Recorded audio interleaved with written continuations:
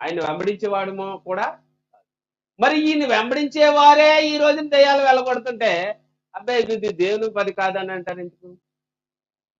ఆయన వెంబడిస్తున్న ఆ రోజునైతే యేసుప్రభు కాలంలో అయితే ఆయన వెంబడించని వారే దెయ్యాలు వెళ్ళగొడితే వాడు మనోడే అని ప్రభు చెప్తే, ఇప్పుడు యేసును వెంబడిస్తున్న వారే దెయ్యాలను వెళ్ళగొడుతుంటే, అబ్బాయి ఈడు మనోడు కాదని ఎందుకు అంటున్నారు?